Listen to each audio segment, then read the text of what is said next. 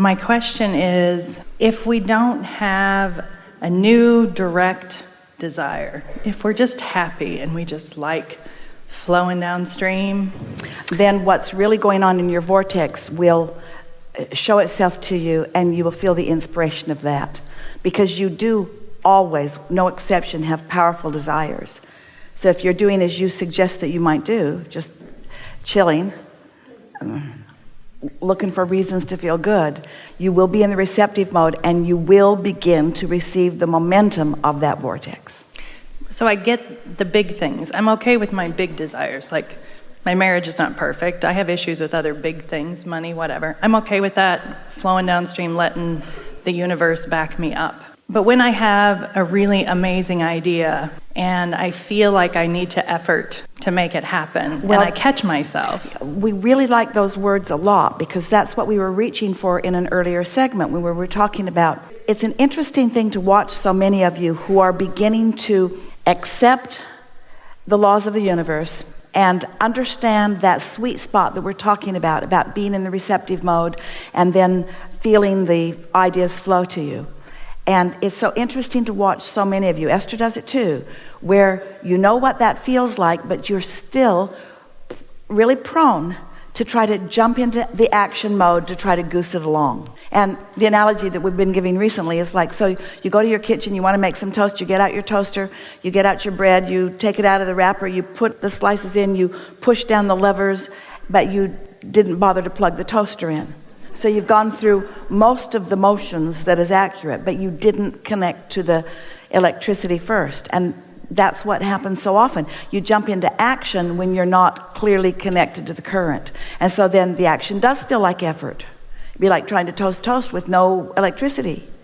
A lot of effort rubbing those rocks together. So if you're there, so can I go along having chocolate cake and doing yoga and massages and loving life, knowing that that's all being done? Do I have to do anything? Well, because I really like the massage. I really like the chocolate cake. You see, what will happen is that if you are really in a place of non-resistance, now, if you're getting a massage and feeling guilty about it, or eating chocolate cake and feeling guilty about it, then you're not really going with that flow that you're talking about. But the answer to a question, if the question is, if I am in the receptive mode and I'm feeling really good, is it necessary for me to take action to make things happen? The answer to that is no. It is not necessary for you to take action to make things happen, because universal forces are lining things up. However, you will be inspired to act, but it won't be the action that makes it happen. It's hard to hear because you're action oriented. If you could let your action be the way you enjoy the true fruits of your labor, rather than trying to make the action be the labor itself, things would go so much better for you. And so the key is to act when I feel inspired, not because I need to. And that was the game Esther was playing with herself the other day. She didn't want to act out of need. She didn't want to motivate herself. She wanted to be inspired. She wanted it to come from the vortex, but it took a little while. Well, and the action that I speak of is not even unpleasant. It's pleasant action. I love my ideas, and I love being able to help people. And then what are you talking about? I want to flow down the river and just let it be handed to me. And I do feel it's not even guilt anymore. But that's the way this sweet spot that we've been talking about of thoughts turning to things is. Things are just handed to you. They come in the form of an idea, and then another idea, and then a rendezvous, and then another idea, and then a rendezvous, and then an impulse to go somewhere and do something with someone. It is all handed to you. But there's something in the human psyche that goes something like, things shouldn't just be handed to me, I should earn it, I need to deserve it. So we spend some time wanting to convince you that you are deserving of it.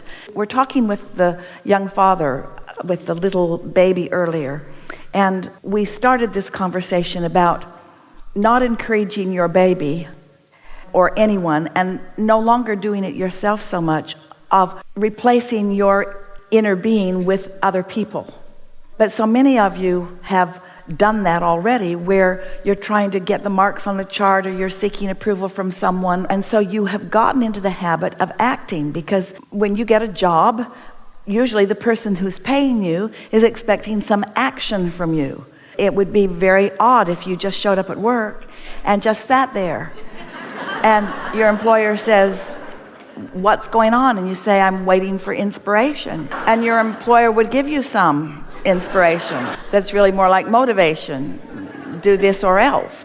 And so it's a way you've sort of trained yourself. You've become far more reliant on action, and you're using action in a way that you never intended. Instead of getting into the receptive mode and following the flow of the energy, what most people do is they don't do that, and then they try to use action to compensate. And that's why the analogy of the toaster not being plugged in is such a good one. You're trying to get results out of a toaster that's not plugged in.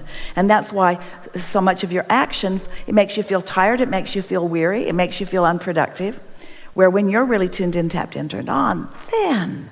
So let's get to the heart of this question. So how do I go about that? And we say the answer is momentum. And then you say, well, tell me more about momentum. And we say momentum simply means have a thought and don't contradict it. That really is the definition of momentum. Have a thought and don't contradict it. Esther has been playing with some friends, and they lived in another state, and they've been talking about moving to California for years. So this momentum has been underway. Soft momentum. And it was momentum that came up in conversations like, wouldn't it be fun, and wouldn't it be nice if, and wouldn't it be fun if we could play together out there sometimes, and very light like that. And then the conversations got more specific, and they made the decision that they wanted to move there, even though they have a really robust business somewhere else. They really began thinking about that. And they weren't thinking about how it was going to come, or when it was going to come, or where it was going to come from, or who was going to bring it about. They're just thinking about, wouldn't it be nice if, wouldn't that be fun? So it became pretty constant in the conversation that Esther had with these friends, because she spends some time out there, and she just thought it would be lovely if they were there too. And then their conversation turned, as the momentum began to gather a little bit of steam, to things like how much fun we have when we are together here, and how many places we like to go and do fun stuff when we are here, and how many lovely restaurants there are here, and how nice it is to walk on the beach here, and not trying to make anything happen. They were just sort of milking what they all could feel like momentum. They could feel that there was subtle momentum going, and they began milking it, not to make anything happen, but for the pleasure of the milking of it. That was their agreement with each other. We'll talk about this if it feels good. So every now and again, one of them would call the other of them when they felt inspired to do so, when there was a little momentum going. And then a job opened up for one of them. A significant job opened up. And the question was, so do we take that job? Well, don't take any action until you can't stand not to take the action, was sort of the agreement that they had. And so as this began unfolding, Esther said to them, because she happened to be there, and they made the move, he took the job, everything is unfolding, and Esther said to her friends, I'm going to be out there for about 2 weeks during such and such a time, and I have about 4 days that I could focus with you as you move into your new house. That was all that was said. And then momentum started flowing. They were hanging around together, and they'd get an impulse to go over there, or to go over there, or to go over there. And in 4 days, they found everything from top to bottom that was necessary for this house with such ease and flow, and really very little spending of money because of the way it was unfolding, that Esther has been saying to anyone who she can pin down to listen to her, those were 4 of the most fun days I've ever lived in my entire life. So now she's trying to figure out why.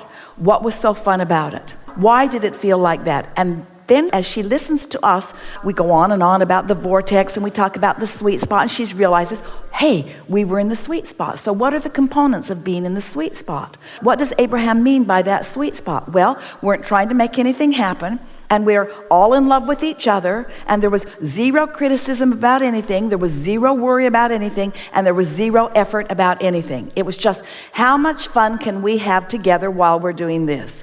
Well, we know that you've had some of those experiences yourself, but until you've had them and you make the association between the words that we're saying here and the law that we are presenting to you with these words and the actual experience of what it feels like to you when you get into the flow, and here's why this works the way it does.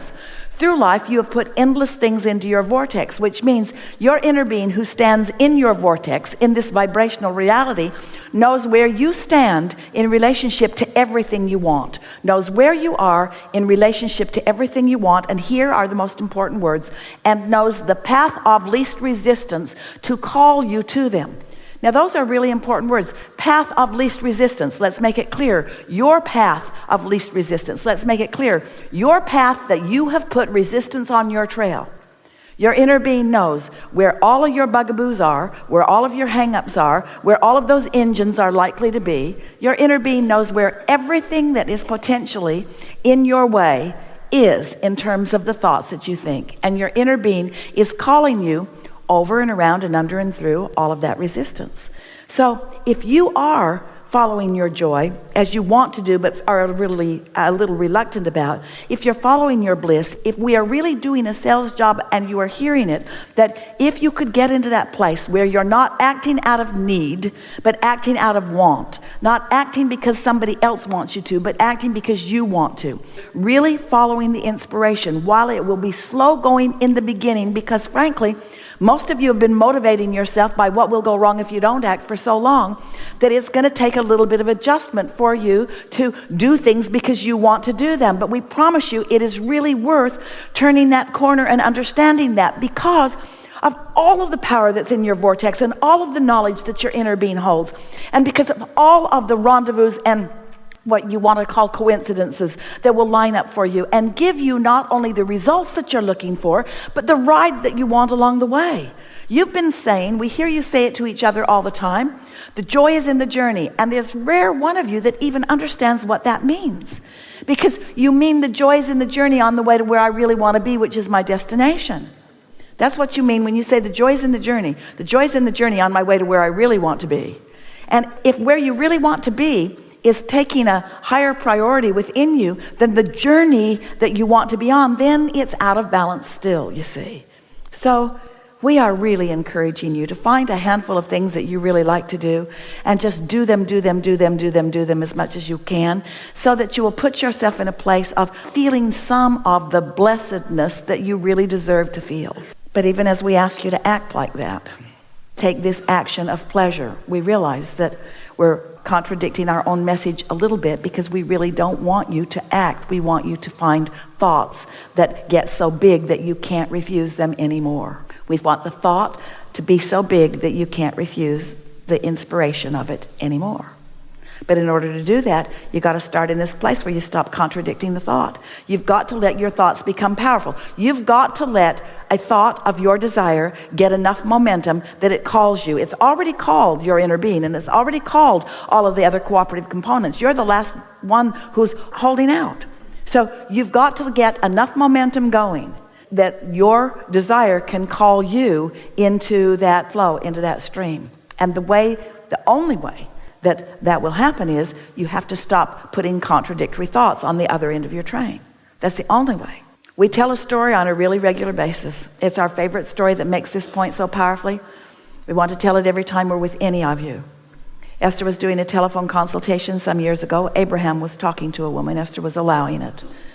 And the woman was stubborn about the conversation. She wasn't having any of it. She didn't want to know how to create her own reality. She wanted to know how to get what she wanted. And she didn't want it to be her responsibility, and she didn't want other people to keep messing it up as they had been doing. This was a conversation she wanted to have with us, and she really wanted a sort of fortune telling from us.